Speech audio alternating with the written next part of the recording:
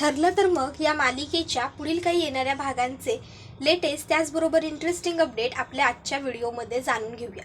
सचिनला ब्लॅकमेल करायला जाणाऱ्या, सचिनचं पितळ उघडं पाडायला जाणाऱ्या प्रियाला आता घरातले सगळे चांगले अद्दल घडवणार। आता नेमकं प्रिया काय करायला जाणार आणि काय होऊन बसणार सगळं काही जाणून घेण्यासाठी आपला हा व्हिडिओ शेवटपर्यंत नक्की पहा।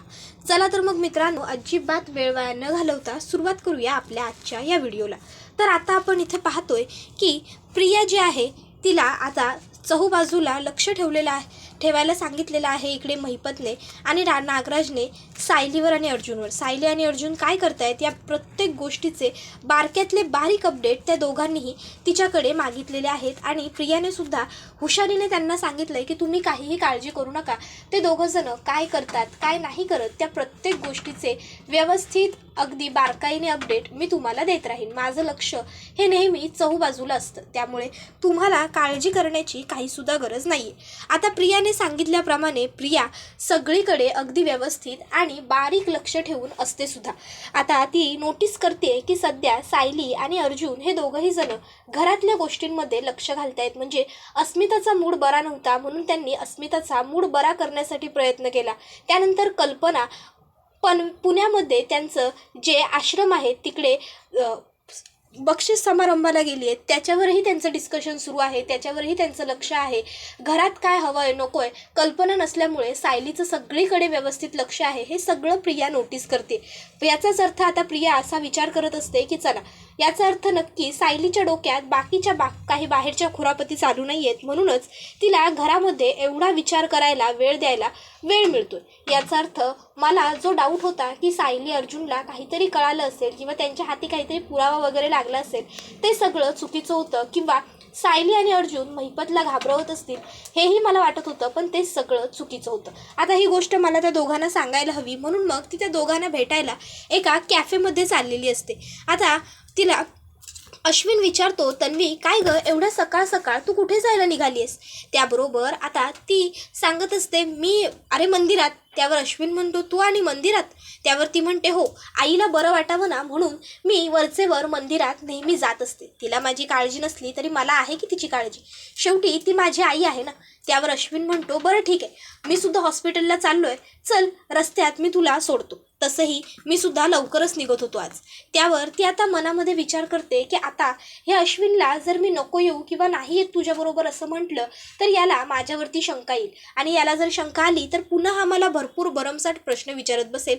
त्यापेक्षा हा जर बोलतोय की मी तुला सोडायला येतो तर मी याला नाही म्हणत नाही, मी याच्याबरोबर जाते। तसंही हा मला रस्त्यात सोडेल आणि पुढे निघून जाईल। एकदा का हा पुढे निघून गेला की मग मला जिकडे जायचंय मी तिकडे जाऊ शकते। प्रिया लगेचच म्हणते बरं ठीक आहे, चल त्या बहाण्याने आपण सुद्धा एकत्र कुठेतरी जाऊन येऊ। तसंही किती दिवस झालेत आपणही एकत्र असे घराबाहेर लॉंग ड्राईव्हला वगैरे पडलेलो नाही आहोत। हल्ली तुला तुझ्या सायली वहिनीचंच कौतुक जास्त असतं ना माझ्यापेक्षा। त्याबरोबर अश्विन म्हणतो तन्वी टोमणे मारून झाले असतील तर आपण निघायचं का? नाही म्हणजे तुला सोडून मग मला पुढे हॉस्पिटलला सुद्धा जायचंय। मग ते दोघं जण घरातनं बाहेर पडलेले असतात। आता अश्विन प्रियाला रस्त्यात सोडतो आणि मग आता तो तिला सांगतो की मंदिरात आलीयस, मंदिरातच जा आणि नंतर लवकर घरी जा। त्यावर ती म्हणते अश्विन अरे असं का बोलतोयस? त्यावर अश्विन सांगतो काही नाही, सावकाश जा मंदिरात, असंच म्हणायचं होतं मला। त्यानंतर मग आता अश्विन हा ताबडतोब तिकडनं निघून जात असतो। आता जाताना तो टर्न घेण्यासाठी जेव्हा बॅक मिररमध्ये बघत असतो तेव्हा त्याला दिसतं की प्रिया ही मंदिरात न जाता भलतीकडेच रस्ता क्रॉस करून गेली। आता हा विचार करतो की ही गेली कुठे, पण तो विचार करतो जाऊ दे, आता हिला विचारणं किंवा हिच्या मागे जाणं चुकीचं आहे। अश्विन ठरवतो की आपण हिच्याशी नंतर बोलू, पण त्याच्या मनात शंकेची पाल मात्र चुकचुकलेली असते। तर इकडे प्रिया ही नागोबाला आणि महिपतला भेटण्यासाठी कॅफेमध्ये आलेली असते। आता ते तिघं ज्या कॅफेमध्ये भेटणार असतात अनवधानाने त्याच कॅफेमध्ये साक्षी आणि सचिन हे दोघं सुद्धा कॉफी प्यायला आलेले असतात। आता इकडे प्रियाला ही गोष्ट माहीत नसते आणि साक्षीला सुद्धा ही गोष्ट माहीत नसते की इथे प्रिया आहे। आता इथे प्रिया ही महिपतला आणि नागोबाला सांगत असते की आपल्याला जे वाटत होतं की सायली आणि अर्जुन या सगळ्याच्या मागे असतील वगैरे, तर ते सगळं चुकीचं आहे। सायली आणि अर्जुन या सगळ्याच्या मागे वगैरे काही नाही आहेत. त्यांचा या सगळ्याशी संबंध असेल असं मला वाटत नाही, कारण सध्या ते दोघंही जण घरातल्या गोष्टींमध्ये खूप जास्त इंटरेस्ट घ्यायला लागलेत. घरातल्या गोष्टीत ते दोघंही रमतायत. त्याबरोबर महिपत म्हणत असतो, हे बघ चिचुंद्रे, जे काही असेल की नाही ते तू व्यवस्थित सांग, तू गोंधळ घालू नको, नाही म्हणजे तू सांगशील एक, निघायचं काहीतरी दुसरं. जर असं यावेळी तू केलं की नाही तर याद राख, तुझी गाठ माझ्याजवळ आहे. यावेळी मी तुला सोडणार नाही या. आठवतंय ना मातीत कसं गाडलं होतं ते. त्याबरोबर प्रिया लगेचच महिपतला म्हणायला लागते, हेच तुम्ही या ज्या अशा सारख्या सारख्या मला धमक्या देत असताना त्यांचाच मला खूप कंटाळा आलाय. नाही म्हणजे मला कळत नाही की जर आपण एका टीममध्ये आहोत तर मग तुम्ही मला सारख्या सारख्या अशा धमक्या कशाला देता. धमक्या देऊन तुम्हाला कंटाळा येत नाही का? त्याबरोबर महिपत म्हणतो, मी फक्त धमकी देत नाही तर दिलेली धमकी पूर्णसुद्धा करतो, कळलं ना. त्याबरोबर मग प्रिया म्हणते, अण्णा सर, अहो कशाला तुम्ही उगाच चिडताय. मी म्हटलं ना तुम्हाला माझं बारीक लक्ष आहे म्हणून सगळीकडे, तर माझं बारीक लक्ष आहे, तुम्ही काळजी करू नका. हा आता ती इकडे गोड गोड बोलायला सुरुवात करते. तसा लगेचच नागोबा तिला म्हणायला लागतो, नाही तुझं लक्ष सगळीकडे आहे ही गोष्ट तू आम्हाला सांगितलीस आणि आम्हाला कळली, पण जर तुझं लक्ष हटलं आणि काही घडलं तर तुझी गाठ आमच्याशी आहे हे तू सुद्धा विसरू नको. नाही म्हणजे काय आहे, बऱ्याच वेळी असं होतं तुझं लक्ष व्यवस्थित असतं पण तरीही ते सायली आणि अर्जुन तुझ्या नजरेतून सुटतात आणि त्यांना जे करायचं असतं ते करतात आणि नंतर ना मग आपल्याला कळतं की काहीतरी भलतं घडून बसलंय. तसं जर यावेळी काही झालं ना तर प्रिया, तर याद राख तुझी गाठ आमच्याशी आहे. त्याबरोबर प्रिया म्हणत असते की तुमचं दोघांचं काय चाललंय, तुम्ही मला घाबरवताय कसले दोघं जण.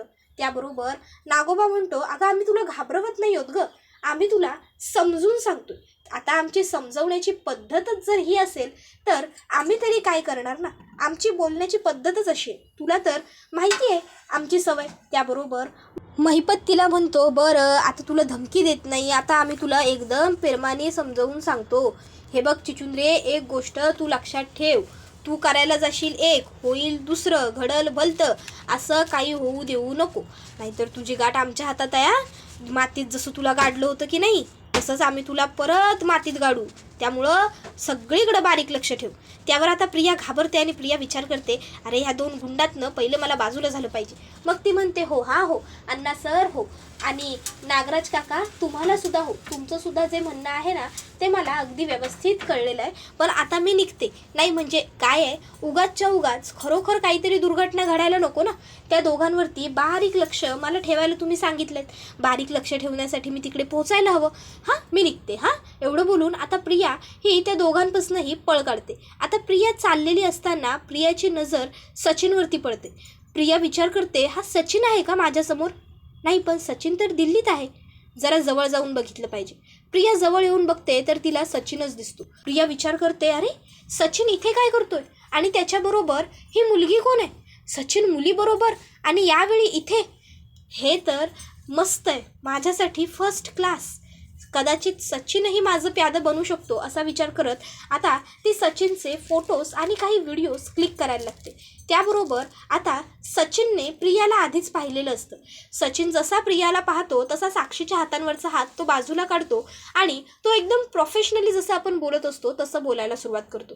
आता प्रिया फोटो व्हिडिओ क्लिक करते आणि म्हणू लागते की आता बघ, या फोटोजचा आणि व्हिडिओजचा मी मला कसा काय पुरेपूर वापर करून घेते सचिन. आणि मग ती आता थेट घरी येते आणि घरातल्या सगळ्यांना मोठमोठ्याने हाका मारून जवळ बोलवते आणि सांगत असते की तुमचा जावई लाडका सचिन तुम्हाला सगळ्यांना खूप प्रिय आहे ना, दिल्लीला आहे ना सध्या तो, हे बघा त्याचे दिल्लीतले फोटो. आणि मग तिथे फोटोज सगळ्यांना दाखवते. आता प्रियाकडे सचिनचे फोटो कसे आले हा प्रश्न सगळ्यांच्या चेहऱ्यावर प्रियाला दिसतो. प्रिया म्हणते, प्रश्न पडलाय ना की माझ्याकडे सचिनचे फोटो कसे काय आले. सांगते. माझ्या एका मैत्रिणीला भेटण्यासाठी मी एका कॅफेमध्ये गेले होते, तिथे आला होता सचिन आणि तिथे काढलेत मी या मुलीबरोबर त्याचे फोटो. अश्विन म्हणतो, तन्वी तू कॅफेमध्ये कशाला गेली होतीस, तू तर मंदिरात गेली होतीस ना, मीच सोडलं होतं. त्यावर प्रिया म्हणते, अश्विन ही गोष्ट महत्त्वाची आहे का की मी कॅफेमध्ये कशाला गेले होते, मी मंदिरात गेले होते की कॅफेमध्ये गेले होते, महत्त्वाचं काय आहे, सचिन तुमच्या बहिणीचा नवरा एका दुसऱ्या मुलीबरोबर बसलाय, ही गोष्ट महत्त्वाची आहे ना. ह्या गोष्टीवरती लक्ष द्यायचं सोडून मी कुठे गेली ह्याच्यावर तू कसलं लक्ष देतोयस? बघ बघ त्या मुलीबरोबर कसा बसलाय बघ. इतक्यात त्या ठिकाणी सचिन येतो आणि मोठ्याने ओरडतो, सरप्राईज. त्याबरोबर सगळेच जण सचिनकडे बघायला लागतात. सचिन आतमध्ये येतो आणि सांगत असतो, माझं दिल्लीला जाणं कॅन्सल झालं. नाही म्हणजे माझी फ्लाईट होती, मी इकडनं निघालो सुद्धा वेळेवर सकाळी, पण मला नंतर न कळालं की मी ज्या मॅडमबरोबर मीटिंग करण्यासाठी एवढा धावपळ करत दिल्लीला जातोय त्या सध्या नियर बाय पनवेलच होत्या. मग मी विचार केला की एवढी धावपळ करत मी जाण्यापेक्षा मी माझ्या सिनियर्सना रिक्वेस्ट केली की जर त्या मला पनवेलमध्ये भेटू शकल्या तर बरं होईल. नाही म्हणजे त्या इथून आता दिल्लीला जाणार होत्या आणि दिल्लीवरून त्यांचं कॅनडाचं फ्लाईट होतं, त्या कॅनडाला जाणार होत्या आणि मी दिल्लीवरून परत पनवेललाच येणार होतो तुमच्याकडे. मग मी रिक्वेस्ट केली की जर म्हणजे असं झालं तर बरं होईल आणि त्यांनी माझी रिक्वेस्ट एक्सेप्ट केली. सो त्या मला इथल्या इथे पनवेलमध्येच भेटल्या. त्याबरोबर आता प्रिया लगेचच म्हणायला लागते, नाही नाही नाही, खोटं आहे, हे सगळं खोटं आहे. मी माझ्या डोळ्यांनी बघितलं ना, हा सचिन त्या मुलीबरोबर किती क्लोजली बोलत होता, ते उगाचच्या उगाचा काहीही बोलतोय. अरे खोटं आहे हे सगळं, तुम्ही माझ्यावर विश्वास ठेवा, याच्यावर विश्वास ठेवू नका. त्याबरोबर आता अश्विन म्हणतो, गप्प बस तन्वी, गप्प बस, तू काय बोलतेस ते तुला तरी कळतं का ग कधी? नाही नाही, चूक तुझी नाही, चूक माझी आहे. मी मूर्ख आहे ना, मी बावळट आहे की मी प्रत्येक वेळी तुझी बाजू घेतो. मी इडियट आहे की मी प्रत्येक वेळी तुला समजून घ्यायला जातो आणि तू मात्र प्रत्येक वेळी नको त्या करामती करत राहतेस. तू मात्र प्रत्येक वेळी खोटं बोलत जातेस आणि तू खोटं बोलतेस हे माहीत असताना सुद्धा मी बावळटपणा करतो की मी तुझी बाजू घेतो. मला काय वाटतं माहिती आहे, ऑलरेडी माझी बायको एकटी पडली आहे, घरात कोणी तिच्याशी चांगलं बोलत नाही, धड वागत नाही. त्यात जर मी सुद्धा तिची बाजू नाही घेतली तर ती आणखीन एकटी पडत जाईल. म्हणून खरं तर मी तुझी बाजू घेत असतो. पण मला जर वाटलं असतं ना की तू त्याचा इतका चुकीचा वापर करशील की तू प्रत्येक वेळी घरातल्या सगळ्यांशी खोटं बोलत जाशील तर खरंच मी असा मूर्खपणा कधीच केला नसता. पण अर्थात आता माझा मूर्खपणा करून झालाय, पण आता मला अक्कल आली आहे. पहिली गोष्ट, तू मंदिरात गेलीच नाही. तुला काय वाटतं मला कळलं नसेल? तू मंदिरात गेली नव्हतीस तन्वी. नाही म्हणजे तुझ्यावर लक्ष ठेवावं किंवा तुझा पाठलाग करावा असं काही फालतू इंटेन्शन नव्हतं माझं. इतका चीप माइंडचा मी नक्कीच नाही आहे. पण काय झालं ना, मी जेव्हा गाडी टर्न करण्यासाठी बॅक मिररमध्ये बघत होतो ना तेव्हाच मला कळलं होतं. कारण तू एक सेकंद सुद्धा मला जाऊ देऊन थांबली नाहीस, तू लगेच घाईघाईने तिकडनं निघालीस ना, त्यामुळे. त्याबरोबर प्रिया म्हणते, अरे अश्विन, हो मला मैत्रिणीलाच भेटायला जायचं होतं, पण तुला जर सांगितलं असतं तर तू चिडला असतास असं वाटलं म्हणून मी. त्यावर लगेच अश्विन म्हणतो, गप्प बस ग, अजून किती खोटं बोलशील? खोटं बोलून बोलून दमत नाहीस का ग तू? तुला कंटाळा येत नाही खोटं बोलून बोलून? आणि आज जे बोललीस खोटं तेवढं शेवटचा तन्वी. आज मी काही बोलत नाही आहे याचा अर्थ असा समजू नकोस की मला राग येत नाही आहे. मी आज तुझ्यावर खूप चिडलो आहे, पण काय आहे ना, मला घरातलं वातावरण दूषित करायचं नाही आहे. काल सायलीने आणि बाकी सगळ्यांनी मिळून अस्मिताताईचा मूड चांगला व्हावा म्हणून खूप प्रयत्न केलेत, खूप एफर्ट्स दिलेत त्यांनी आणि अस्मिताताईचा मूड चांगला केला. आता जर मी पुन्हा काही तुला बोललो, पुन्हा सचिनमुळे घरात वाद होत असतील तर अस्मिताताईला हर्ट होईल, तिला वाईट वाटेल आणि या गोष्टीचा विचार करून सध्या मी तुला सोडून देतो. पण त्या गोष्टीचा तू गैरफायदा घेऊ नकोस. नाहीतर माझ्या इतकं वाईट कोणी दुसरं नसेल एवढं मात्र तू लक्षात ठेव. कारण काय होतं ना, प्रत्येक वेळी मी तुला सोडून देतो आणि त्याचा तू मात्र गैरफायदा घेतेस. पण यावेळी जर तू तसं केलंस तर माझ्या इतकं वाईट कोणी नसेल हे मी तुला पुन्हा पुन्हा सांगतोय. त्याबरोबर प्रिया म्हणत असते, अरे अश्विन पण. त्यावर अश्विन सांगतो, आत्ता गप्प बस म्हटलं ना. त्याबरोबर सचिन विचारत असतो, एक मिनटं प्लीज, स्टॅम्प प्लीज घ्या. अरे तुमचं काय चाललंय हे मला काहीच कळत नाही आहे. सचिन मगापासून सगळे सचिन बोलतायत, पण नक्की सचिनचं काय ते कोणी मला सांगेल का? कारण मी स्वतः सचिन आहे की नाही, माझ्याबद्दल डिस्कस करताय आणि मलाच माहीत नाही आहे. It's not fair. काय चाललंय ते मला तरी कळू दे पहिलं. त्याबरोबर मग आता सचिन म्हणत असतो, आणि तन्वी वहिनी, अहो तुम्ही काय म्हणत होतात मी खोटं बोलतोय? काय खोटं बोललोय बरं मी? मला तरी कळू दे मी काय खोटं बोलतोय ते. नाही म्हणजे आजपर्यंत मी खोटं बोलतोय असं कोणीच या घरात म्हटलेलं नाही आहे. अहो कसं कोणी बोलेल म्हणा, मी कधी खोटं बोलतच नाही. पण आज तुम्ही पहिल्यांदा म्हणताय की मी खोटं बोलतोय, तर जरा मला तरी कळू द्या की मी काय खोटं बोललोय जे मलाच माहीत नाही आहे. बोला, तुम्ही तरी बोला. तुम्ही जर काही सांगितलं ना तर अस्मी लगेच तुमच्यावर विश्वास ठेवेल आणि मलाच दोष देईल. बोला, आता तू मुद्दामून मस्करी करतोय, असा ड्रामा करत असतो. तर आता अर्जुन लगेचच म्हणतो, नाही, नॉट इम्पॉर्टंट. सचिन, फार लक्ष देऊ नकोस रे तिच्यावरती. नेहमीच आहे ते. घरात तमाशे करायचे, घरातलं वातावरण दूषित करायचं, घरात सगळं वातावरण आनंदाचं हसत खेळत असताना उगाचच्या उगाच किटकिट करायची, भांडणं लावायची, वाद घालायचे, सगळ्यांचा मूड स्पॉईल करायचा, ही सवय आहे तिची. तू लक्ष देऊ नकोस. त्याबरोबर सायलीसुद्धा म्हणते, लाज नाही का वाटत तुला प्रिया?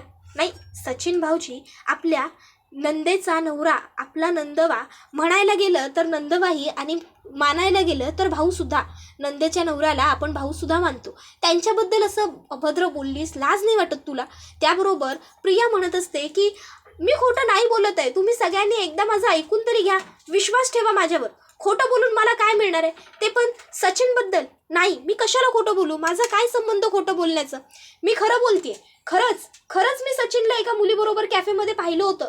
त्यावर मग सायली म्हणते, अगं बावळट मुली, अजूनही तुला कळत नाहीये का? तू सचिन भाऊजींना ज्या मुलीबरोबर पाहिलंस त्याच मुलीबरोबर त्यांची मीटिंग होती दिल्लीमध्ये. तू दिल्लीला जरी गेली असतीस तरी सुद्धा सचिन भाऊजी तुला त्याच मुलीबरोबर दिसले असते. आता प्रियाला सगळेजण चांगलं लेक्चर देतात. शेवटी प्रिया ही रागारागात तिच्या रूममध्ये निघून जाते. आता प्रिया रूममध्ये गेली जरी असली तरी प्रियाने हार मात्र मानलेली नाही आहे. प्रियाने ठरवलंय की नाही, मी जे बघितलं ते चुकीचं नव्हतं. माझे डोळे फसू शकतात पण इतके नाही फसू शकत. मी ज्याला पाहिलं तो सचिन होता, हे सचिनने स्वतःच्या तोंडाने कबूल केले. पण ती जी मुलगी होती ती सचिनची क्लायंट किंवा कलिग होती. हे जे काही सचिन बोललाय की नाही ते सगळं खोटं होतं. ती मुलगी सचिनची क्लायंट ही नव्हती आणि त्याची म्हणजे कलिगही नव्हती. ते खोटं होतं सगळं. कारण पर्सनली बोलताना आणि प्रोफेशनली बोलताना आपली बॉडी लँग्वेज काहीतरी वेगळीच असते. आता मी पण बघते सचिन माझ्यापासून किती काळ लपून राहतो आणि किती खोटं बोलू शकतो ते मी शोधून काढणार. सचिन एवढं खोटं कसं काय बोलू शकतो? आतापर्यंत मी सगळ्यांशी खोटं बोलले आणि सचिन माझ्यासमोर खोटं बोलेल? नाही, इट्स नॉट फेअर. सचिन का खोटं बोलतोय आणि नक्की तो पनवेलमध्ये का थांबला होता हे मी शोधून काढणारच. मला हे शोधायला जरा वेळ लागू शकतो पण शोधल्याशिवाय मी गप्प बसणार नाही. आता प्रियाने तर ठरवलंय कुठल्याही परिस्थितीत सचिनचा खोटारडेपणा शोधून काढायचाच आणि सगळ्या सुभेदारांसमोर त्याला उघडा पाडायचा. त्याबरोबर हा व्हिडिओ इथेच संपतो. व्हिडिओ आवडला असेल तर व्हिडिओला लाईक करा, चॅनलवर नवीन असाल तर चॅनलला सबस्क्राईब करा आणि बेल आयकॉन आठवणीने प्रेस करा, जेणेकरून तुम्हाला पुढच्या प्रत्येक व्हिडिओचं नोटिफिकेशन मिळत जाईल आणि सर्व व्हिडिओंचा आनंद हा अगदी उत्तम पद्धतीने घेता येईल. आता पाहणं तर हे इंटरेस्टिंग ठरणार की आता प्रिया पुढे काय करणार आणि कसं करणार. सगळं जाणून घेण्यासाठी आपल्या चॅनलबरोबर जोडलेले राहा. ठरलं तर मग ही मालिका तुम्हाला कशी वाटते हे सुद्धा कमेंट करून सांगायला विसरू नका. चला तर मग मित्रांनो, आजच्या पुरतं इथेच थांबूया. टाटा.